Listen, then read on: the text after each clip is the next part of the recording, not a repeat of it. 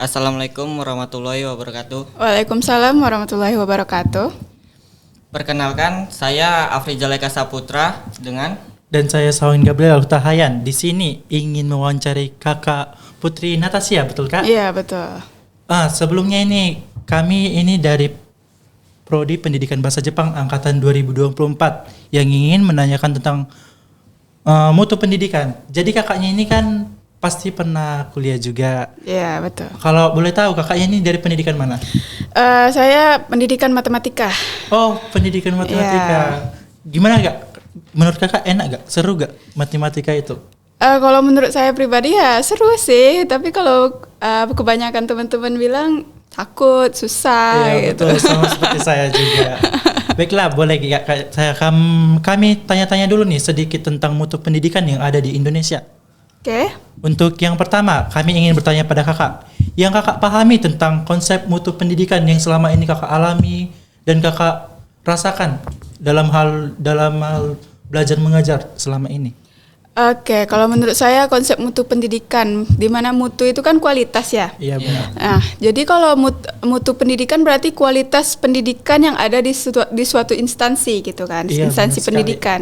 Nah, bagaimana instansi tersebut kemampuannya untuk menghasilkan seseorang yang berkualitas, ya kan? Iya benar sekali. Nah, situ menurut saya. Karena jika tidak ada instansi yang jelas atau Iya. kualitasnya rendah, sama saja tidak menjadi mendidik anak-anak dengan baik. Betul. Oke, pertanyaan berikutnya untuk kakak. Menurut kakak, apa saja faktor-faktor yang mempengaruhi mutu pendidikan di Indonesia pada saat ini? Faktor yang paling utama yang saya tekankan yaitu kualitas tenaga pendidik di Indonesia saat ini. Oh, Ya, itu sangat penting. benar sekali. Karena banyak guru-guru atau dosen yang mendaftar ke sekolah atau perguruan tinggi itu dengan jurus orang dalam. Iya, itu sangat salah, sangat fatal sekali Iya, itu. karena kan, dari iya. segi pemilihan seleksi juga sudah sangat buruk. Mm-mm. Lalu menurut kakak, bagaimana pengajaran di perguruan tinggi? Menurut anda, apakah sudah menjadi lebih baik? Apa juga yang harus diperbaiki untuk saat ini? Kalau di perguruan tinggi, khususnya yang saya tempati saat ini yaitu di Unri ya, sudah mulai baik sih, sudah mulai melek dengan teknologi gitu kan. Cuman kalau yang perlu diperbaiki itu keterbatasan praktik yang ada di lapangannya. Iya, Iya, jangan kalau di kampus biasanya kan dia terlalu mendalami teoritis ya. Iya, benar. Nah, kalau menurut saya kan kalau untuk terjun ke dunia kerja itu kan perlunya lapangan langsung, Iya. praktik di lapangan gitu. Butuh langsung pengalaman langsung secara langsung agar tidak pas dunia kerja nih kita terbang. Ibu, saya gak mau kerja, saya maunya teori saja. Nah, Iya, betul jangan sekali. sampai kayak gitu ya Iya, kan? betul. Terus menurut kakak, sejauh mana sih kurikulum yang ada di kampus sesuai dengan kebutuhan dunia kerja saat ini?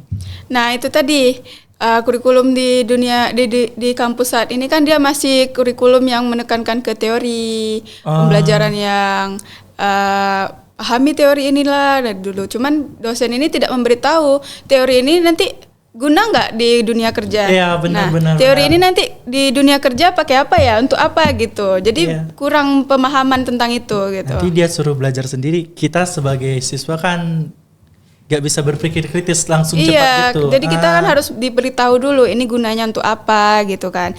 Jadi kalau kita udah terjun ke dunia kerja kita tahu gitu Iya, apa yang digunakan gitu. Jadi tidak dari nol lagi kita belajar lagi kalau di dunia kerjanya Iya, lagi kan. Betul sekali Kak. Lalu untuk menurut kakak, pendapat mengenai peran teknologi dalam meningkatkan mutu pendidikan di zaman sekarang ini? Peran teknologi ya. Iya. Kalau menurut saya itu sangat berperan penting sih. Misalnya kayak kejadian COVID-19 kemarin. Iya, benar. Nah, itu kan sangat mengganggu proses pembelajaran tuh. Iya, Jadi keterbatasan jumpa dengan guru atau dosen langsung gitu kan. Nah, menggunakan teknologi inilah kita bisa belajar melalui daring gitu kan, dari platform yang namanya Google Meet, Classroom gitu. Terus juga teknologi ini juga bisa berperan sebagai guru juga. Selain di kelas kita mempunyai guru atau dosen, justru teknologi ini bisa menjadi guru. Karena kan di teknologi ini kita ada yang namanya video pembelajaran gitu. Iya, Nah, benar-benar. melalui guru-guru yang ada di luar sana, bergabung di platform itu kita bisa belajar dari mereka langsung Iya, benar gitu sekali. ya kan. Apalagi saya juga pernah merasakan setahun corona, nggak bisa Iya. jumpa kawan, ke sekolah. Jadi gimana ya mau jumpai mereka? Makanya orang semua tuh inisiatif daring online gitu. Iya, Tapi walaupun kan belum nampak langsung gitu iya, kan. walaupun masih ada dari di sini banyak kontra dan pro-nya gara-gara banyak game online juga saat ini. Iya. Lalu menurut kakak nih, bagaimana kualitas fasilitas pendidikan yang Anda rasakan di kampus Anda dan apakah yang mendukung proses pelajaran Anda saat ini? Kalau kualitas fasilitas yang saya rasakan saat ini di kampus saya itu menurut saya kurang sih. Terutama di jurusan saya itu pendidikan matematika. Itu kurangnya itu di bagian ruang kelasnya. Oh, fasilitas. Iya, fasilitas yang ada di ruang kelasnya. Misalnya menurut saya itu perlu diadakannya AC atau pendingin ruangan. Iya, betul. Karena kan di situ jurusannya nih jurusan matematika nih kan, yang mengasah otak banget nih. Iya. Terus ketika masuk kelas siang hari panas, ruangan juga panas, dosen pun mengajarkannya panas, materi yang diajarkan juga panas Iya, gitu. betul sekali. Jadi kan kita sulit juga untuk menerimanya karena kita nggak merasa nyaman Iya, dengan karena ruangan itu butuh gitu ya kan. suasana yang nyaman. Iya, dingin, karena kita tenang. belajar itu kan butuh suasana yang nyaman, tenang Iya, gitu. benar, betul. Terlebih lagi cuaca Pekanbaru yang sangat panas ya kan? Iya, panas banget panas serius. sekali. Untuk teman saya akan bertanya lagi nih pada kakak. Menurut Anda, bagaimana mutu pendidikan di Indonesia dapat dibandingkan dengan negara-negara maju? Kualitas mutu yang ada di Indonesia ya. Iya kak, betul. Kalau menurut saya itu masih jauh tertinggal, tapi sudah mulai ada perubahan. Kalau dari segi misalnya dari segi tenaga pendidik, Iya, itu benar sekali. sangat penting itu. Dari segi tenaga pendidik saja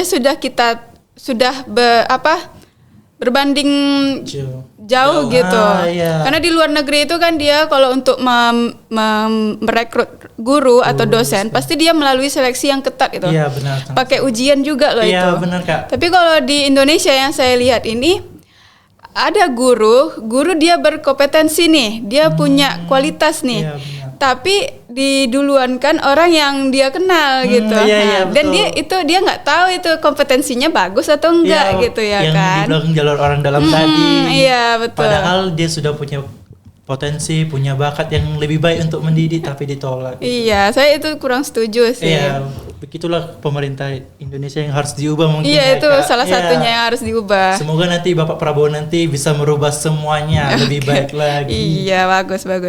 Terus juga dari segi sarana dan prasarana juga, infrastruktur juga kurang merata ya di Iya, Indonesia benar ini. Itu salah satunya ya. Baik, selanjutnya. Apakah Anda merasa puas dengan dukungan akademik yang diberikan oleh dosen dan staf pengajar di kampus?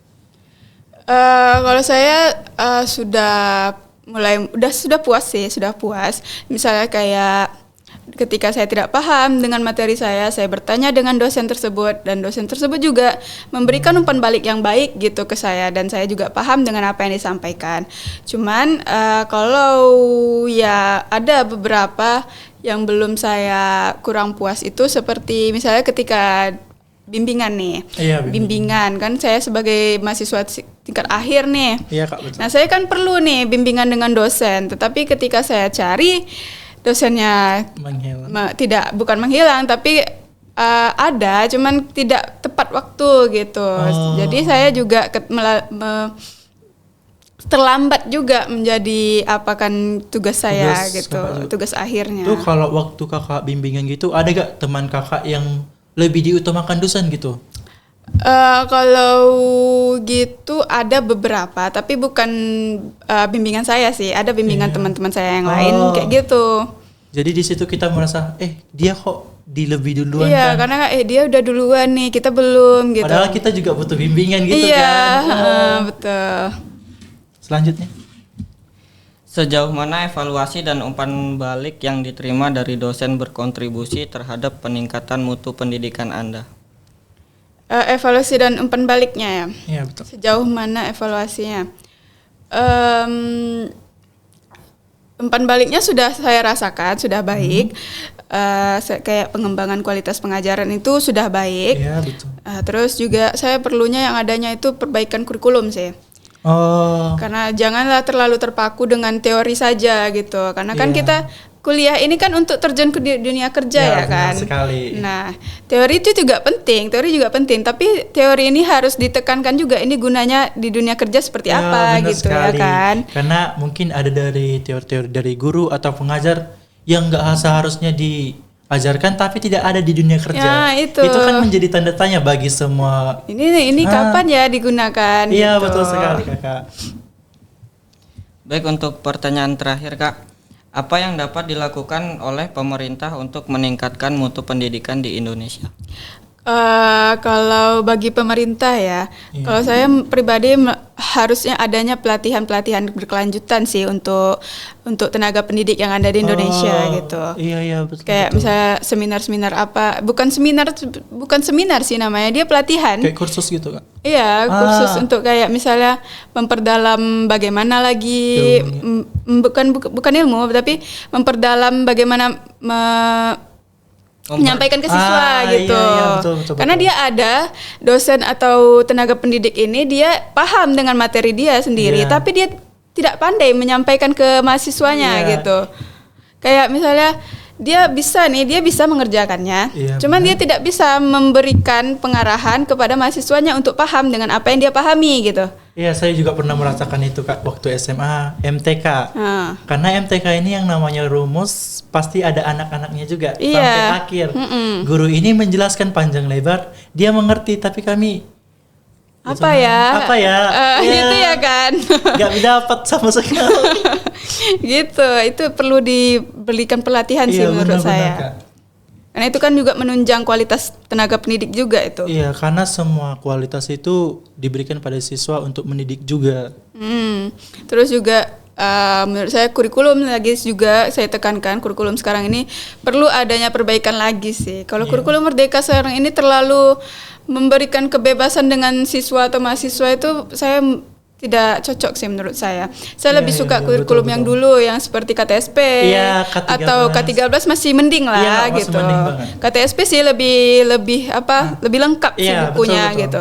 Karena kalau kurikulum Merdeka sekarang ini dia tidak ada penjelasan. Iya, Dia kayak memberikan siswa itu teka-teki gitu. Iya, kayak belajar sendiri, apa sendiri, entah apa yang mau dipelajari. Iya, materi di bukunya itu materi teka-teki.